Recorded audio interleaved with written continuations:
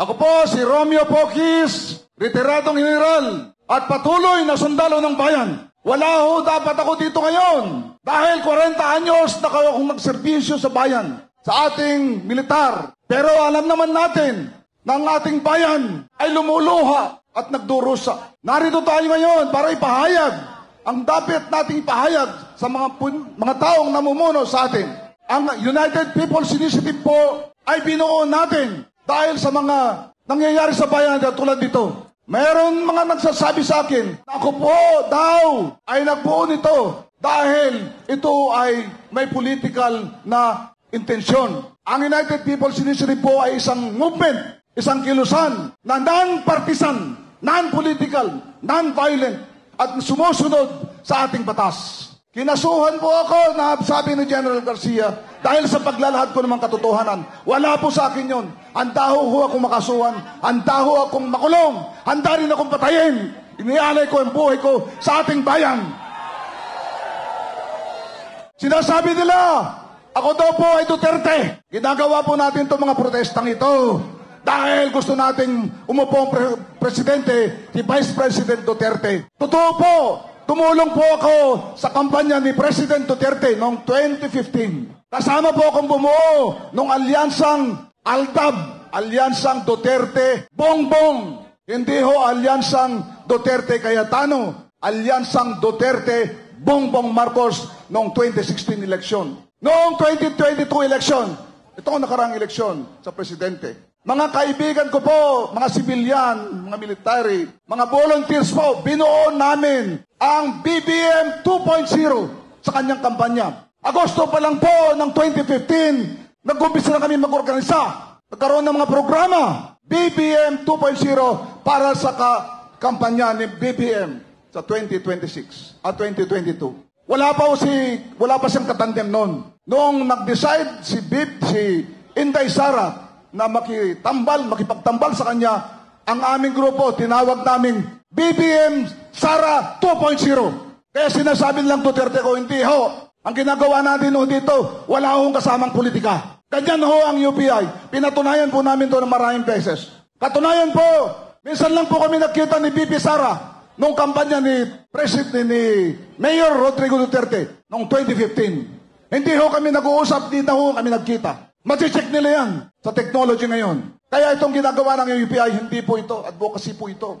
Kasi nakikita natin, nararamdaman natin na nagduros at tumatangis ang ating bayan. Nang hihingi sa atin ng saklolo at kalinga. Samantalang marami sa atin ng lugmok sa kahirapan. Maraming walang makain, nagugutom. Maraming nangangamatay na lulunod sa baha. Nasisira ang mga pananim. Nawawala ng hanap buhay. Nung September 21, nagkaroon ho kami ng rally dito sa Gate 4 sa Maguinaldo. Ipinagbabawal po namin ho ang Marcos resign sa mga nananalita. Meron ho mga grupo na umalis. Meron ho mga speakers namin na umalis. Ayaw po namin gawin doon kasi ayaw namin mahaluan ng politika. Pero ngayon, napatunayan natin na hindi lang yung mga congressman ang involved sa malaking, matinding korupsyon na ito. Napatunayan natin na ang Pangulo mismo ay involved dito. Kailangan ito, ngayon mga kaubayan, panahon na. Panahon na para ipahiwatig, hindi lang natin ipahiwatig, isigaw natin. Hindi lamang ating pagkamuhi sa nangyayari sa ating bayan, kundi ang ating pot at galit sa mga ganitong mga mandarambong. Mga taong pinagkatiwalaan natin, pero ang halip na tayo tulungan, ginawa nilang pangsarili ang mga budget na balapatay para sa atin. Ginawa nilang palabigasan ang kaban ng bayan para sa kanilang pamilya, para sa kanilang sarili. Alright mga kababayan, so napakinggan nyo po itong si retired Romeo Poquis no, sa kanyang naging speech dito po sa isang programa po nila dyan sa EDSA na dinaluhan po ng napakarami din po nating mga kababayan na sumisigaw po at nangihingi po ng hustisya dito nga po sa nangyayaring napakalaking korupsyon sa ating bansa. No? At napag-alaman din po pala natin mga kababayan na ito palang si retired Romeo Poquis ay isa sa mga tao na tumulong no sa likod po ng kampanya ni BBM no at nagkaroon ng pagkakataon nung time na tambal na po si VP Sara dito kay BBM no na alam naman natin na lahat po tayo ay nabudol ng mga panahon na ito. So tinawag po tong BBM Sara 2.0. So kaming mga vlogger noon ng Uniteam na sumusuporta. Napansin ko nga din may mga poster, may mga tarpaulin na BBM Sara 2.0 tayong nakikita, no? Pero hindi familiar itong si retired General Pocky sa amin. Ngayon lang talaga to nung nagkaroon na nga po ng mga pagkilos laban nga po dito kontra sa korupsyon. So dito lang po lumabas yung mga ganitong mga pangalan, mga nakita natin at mga na-meet natin during mga rallies, no, itong mga retired general. So mga kababayan, nakakalungkot, no, dahil tama nga naman itong si retired Romeo Pocis na retirado na sila at dapat wala na nga sila sa mga panahon na to, pero dahil nga sa kanilang pagmamahal sa inang bayan ay handa po nilang ibuwis ang kanilang mga buhay upang ipaglaban kung ano yung nararapat. So biruin nyo mga kababayan na kung i-analyze natin tong pagsasalita po ni retired Romeo Pocis, parang lumalabas dito na talagang walang utang na loob itong si BBM, no? Na itong mga taong tumulong sa kanya na makarating kung nasaan man siya ngayon ay tila binabaliwala, no?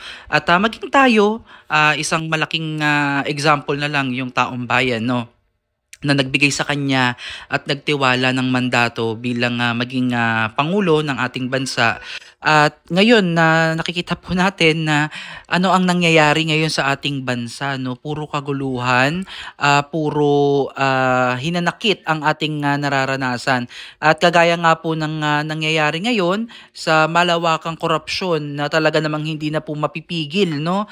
At patuloy nga pong lumalabas yung iba't ibang mga personalidad. Yung mga iba nga dyan ay kaalyansa niya pa noon ay talagang bumabaliktad na po, ano, at napakarami pong sarswela ang nangyayari ngayon sa gobyerno na parang nakakalito, no, kung ano na ba ang nangyayari sa tunay na pag-iimbestiga nila tungkol nga dito sa flood control project. Kaya naman mga kababayan, itong mga ginagawang kabilaang peaceful rally, no, talagang malaking bagay ito upang iparating sa gobyerno natin ngayon, sa administrasyon especially, na hindi nagugustuhan yung kanilang ginagawa ngayon sa ating bansa. At kung maganda naman yung resulta, no, ng kanilang ginagawa, ay wala namang ganitong rally, wala namang kaguluhan ang mangyayaring ganito, walang mga kilos protesta na mangyayari kung talagang nasasatisfy naman yung taong bayan, no. Wala naman sigurong tanga-tangang tao na pupunta dyan sa kalsada, magbilad at magsayang ng oras para lamang pong pababain yung matinong presidente, no. So normal lang siguro na magsalita ang taong bayan na Marcos resign o sino man ang dapat mag-resign sa kanilang mga pwesto. Kasi ayun yung nararamdaman ng tao, eh. Yun yung karapatan natin bilang isang mamamayang Pilipino, na tayo yung, kumbaga tayo yung employer nila, eh. 'Di ba? Tayo yung nagpapasahod sa kanila. So tayo yung may karapatan din na talagang batikusin sila, no, na kung ano yung ginagawa nila sa kanilang pamamalakad. So majority mga kababayan ng ating mga kababayan talaga talagang galit na at sawa na po sa nangyayaring korupsyon, at hindi pwedeng ikaila ng ating pangulo na hindi niya malalaman ang mga bagay na to, kasi syempre ikaw ang head of state, ikaw ang nakakaalam ng lahat ng bagay. Alam mo dapat yung galaw ng iyong mga galamay diyang nasa ibaba. It's either ikaw ay wala talagang alam o tinotolerate mo lang. Ganun lang naman yung ano niyan, dating sa taong bayan, 'di ba? It's either hindi mo alam yung iyong ginagawa o alam mo. Ganun lang naman yun. Dalawa lang naman yung choices natin dito mga kababayan. Kaya sana, no, lumabas na yung tunay na kasagutan at mabigyan na ng linaw itong nangyayaring investigasyon, at wag nang ilihis pa para hindi na masyadong tumagal pa, dahil sobra na pong naghihirap yung ating bansa. Kagaya nga ng paulit-ulit kong sinasabi mga kababayan, itong korupsyon ay walang magandang maidudulot para sa ating taong bayan and also sa ating bansa, no? Dahil napakarami po yung magsasakripisyo nito, no? Maging ang ating ekonomiya at yung mga susunod na saling lahi, yung mga anak-anak, yung mga apo-apo natin, ang tunay na magsasuffer neto, no? So para sa akin, no, kung ako yung pangulo at ganito na yung nangyayari sa ating bansa, so for delikadesa na lang, no, siguro mag-i-step down na lang lang ako. Yun lang naman yung opinion ko eh. Kumbaga, napakapangit na kasi ng ano eh, ng image, no. Napakalaki na po ng trust issue natin sa ating gobyerno at lalo na sa mga government official. Parang wala na tayong tiwala. Kaya yan yung isa sa mga maaari talagang sabihin natin na magpapadestabilize sa ating gobyerno, yung kawalan ng tiwala ng taong bayan. Kasi once na mawalan ng tiwala ang taong bayan, mga kababayan, kahit anong gawin ng gobyerno ay mahirap ng paniwalaan. Lalo na sa panahon ngayon na napakatagal po talagang mabigyan ng hustisya itong mga nangyaring nakawan na hindi lang po basta milyon-milyon na kundi trilyon na piso na po ang nawala sa ating kaban at hayaan pa ba natin na magpatuloy pa 'to, mga kababayan? So yan yung tunay na nagpapahina at nagpapabagsak sa isang administrasyon. Walang problema sa gobyerno natin, mga kababayan, no. Ang problema ang gobyerno nandiyan na yan. Ang administrasyon ang problema.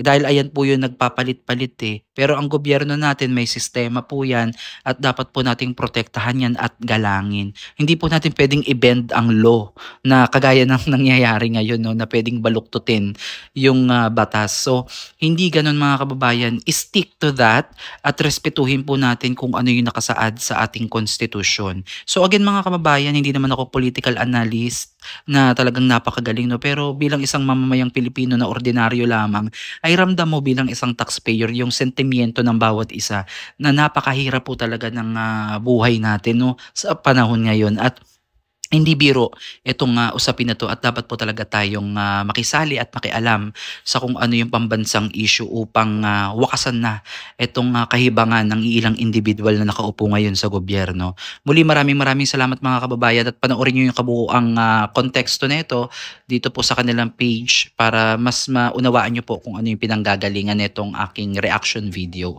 Salamat po.